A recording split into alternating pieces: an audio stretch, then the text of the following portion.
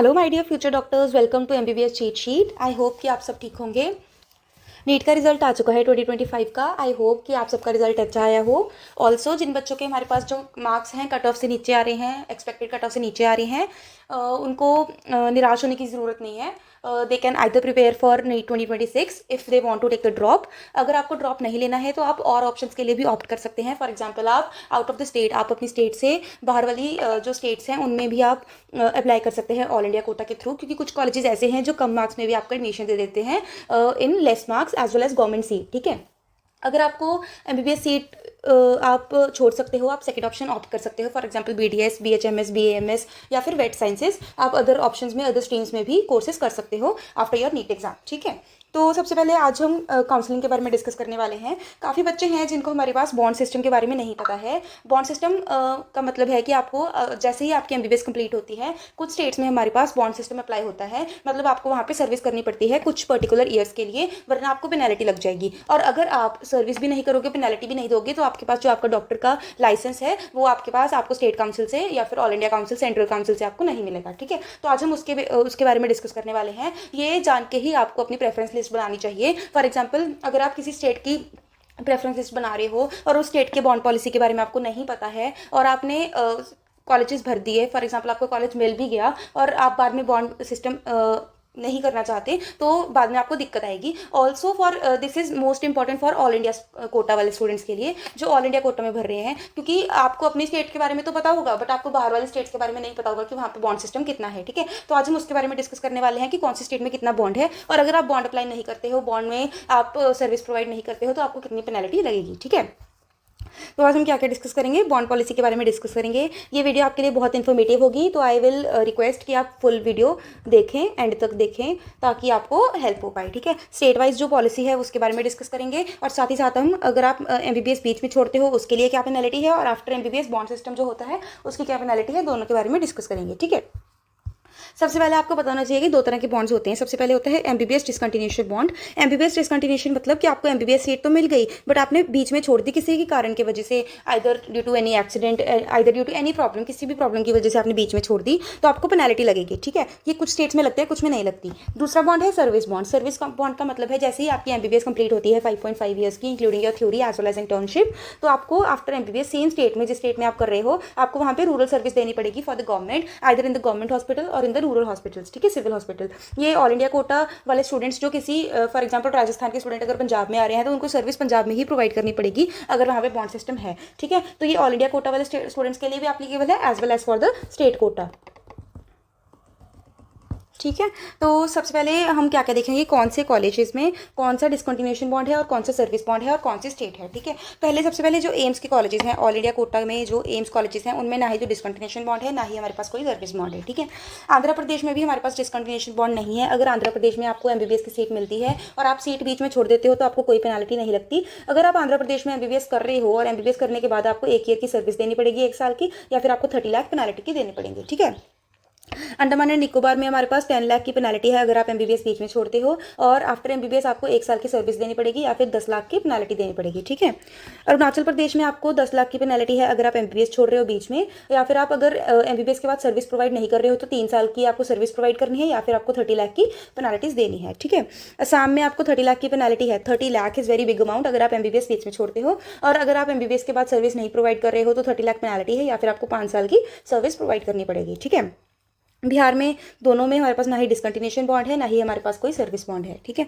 छत्तीसगढ़ में आपको 25 लाख की पेनल्टी है अगर आप एमबीबीएस बीच में छोड़ते हो, या फिर आपको एमबीबीएस के बाद 2 साल की सर्विस देनी पड़ेगी। अगर आप सर्विस नहीं दोगे तो आपको पेनल्टी लगेगी।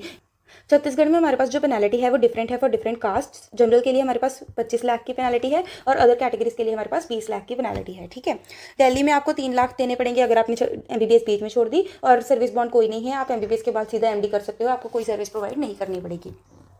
ऐसे कोटा का मतलब क्या होता है, काफ़ी बच्चों को यही नहीं पता। ऐसे कोटा हमारे पास इंश्योरेंस स्कीम्स वाले बच्चों को मिलता है। कुछ पेरेंट्स जो होते हैं उनको इंश्योरेंस स्कीम्स के अंडर हमारे पास कोटा मिल जाता है, जिसमें स्टूडेंट्स को हमारे पास एमबीबीएस एडमिशन मिल जाती है। ठीक है, तो अगर आप ऐसे कोटा में आ रहे हो और अगर आप एमबीबीएस बीच में छोड़ रहे हो तो 5 लाख की पेनल्टी है, और अगर आपने सर्विस प्रोवाइड नहीं की तो आपको 5 लाख की पेनल्टी देनी पड़ेगी, या फिर 1 साल की आप सर्विस कर सकते हो। ठीक है, गोवा में हमारे पास एमबीबीएस छोड़ने के लिए बीच में 5 लाख की पेनल्टी है, और अगर आप सर्विस के बाद 5 ईयर्स की सर्विस दे दो या फिर आप 5 लाख की पेनल्टी दे दो। ठीक है, गुजरात में एमबीबीएस छोड़ोगे तो 20 लाख की पेनल्टी है, और अगर आपने सर्विस देनी है आफ्टर एमबीबीएस तो 1 साल की सर्विस है, वरना 20 लाख की पेनल्टी है, ठीक है।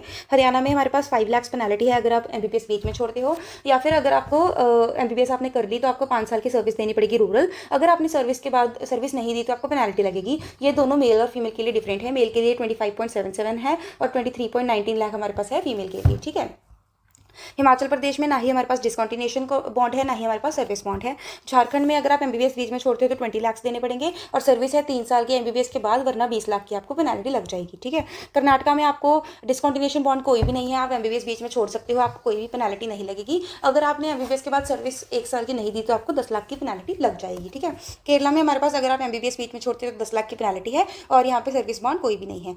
मध्य प्रदेश में जनरल के लिए ही सिर्फ हमारे पास पेनल्टी है 10 लाख की अगर आप एमबीबीएस बीच में छोड़ते हो, अदर कैटेगरी के लिए कोई भी पेनल्टी नहीं है, ठीक है। सर्विस बॉन्ड आपको 1 साल की सर्विस करनी पड़ेगी मध्य प्रदेश में, या फिर 10 लाख आपको पेनल्टी के देने पड़ेंगे। ये 10 लाख जो हैं ऑल कैटेगरीज के हैं, ये ओनली फॉर जनरल है, ठीक है। महाराष्ट्र में आपको 10 लाख की पेनल्टी महाराष्ट्र में आपको 10 लाख की पेनल्टी लगेगी अगर आप एमबीबीएस छोड़ते हो, और 1 साल की आपको सर्विस करनी पड़ेगी, वरना आपको पेनल्टी लगेगी। ये भी कास्ट के बेसिस पे है। 10 lakh for general and 5 lakh for other categories, ठीक है।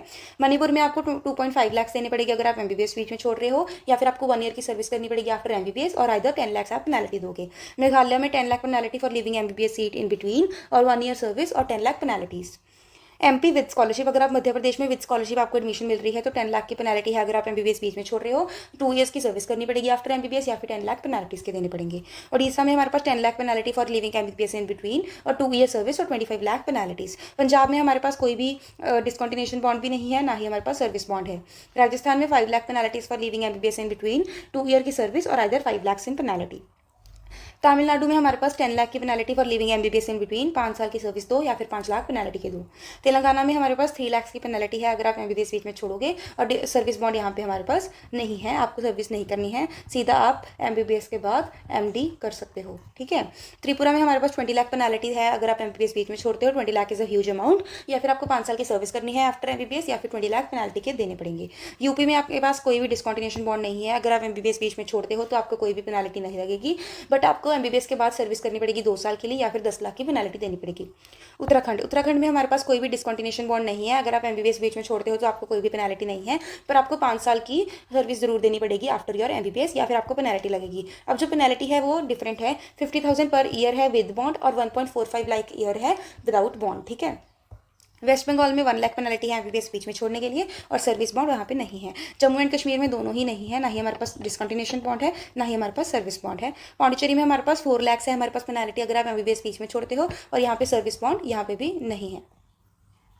लद्दाख में भी हमारे पास ना ही डिस्कंटिन्यूएशन बॉन्ड है, ना ही हमारे पास सर्विस बॉन्ड है, ठीक है। तो ये सब आपको पता होना चाहिए कि कौन सी स्टेट में, कौन से हमारे पास एरिया में कितना हमारे पास पेनल्टी लगता है अगर आप एमबीबीएस छोड़ते हो, या एमबीबीएस की सीट लेके छोड़ते हो, या फिर आप एमबीबीएस करने के बाद वहाँ का बॉन्ड सिस्टम पूरा नहीं करते हो। अगर आप बॉन्ड सिस्टम वहाँ का पूरा नहीं करोगे तो आपके बैंक में से आपकी जो पेमेंट है वो कट जाएगी, आपको पेनल्टी देनी पड़ेगी, और this is a huge amount. आपने देख ही लिया कि कितनी कितनी अमाउंट्स हमें भरनी पड़ती है एज पेनल्टी। तो आप आपके लिए अच्छा होगा कि आप पहले बॉन्ड सिस्टम को देख लें, तभी आपकी प्रेफरेंस लिस्ट बनाएं कॉलेजेस के लिए, ठीक है। अब जो प्रेफरेंस लिस्ट है ये हमारे पास ज़्यादा मैटर करती है ऑल इंडिया कोटा के स्टूडेंट्स के लिए, क्योंकि ऑल इंडिया कोटा के स्टूडेंट्स को बाहर हमारे pass out of the state, out of their own state भरना पड़ता है कॉलेजेस के लिए प्रेफरेंस लिस्ट। तो आप प्रेफरेंस लिस्ट देख के अपनी चॉइस फिलिंग करें कि वहाँ का बॉन्ड सिस्टम कितना है, और आपको कितना कितना वहाँ पे सर्विस प्रोवाइड करना पड़ेगा, ठीक है। स्टेट कोटा वाले बच्चों को भी पूरी वीडियो देखनी है और चेक करना है कि कौन से स्टेट में हमारे पास कितना बॉन्ड सिस्टम है, ठीक है। सो ये सब मैंने आपको बता दी कितना बॉन्ड सिस्टम है। ऑल्सो मैं आपको बताना चाहूँगी कि आपको दोनों तरह की काउंसलिंग्स भरनी चाहिए, ऑल इंडिया कोटा में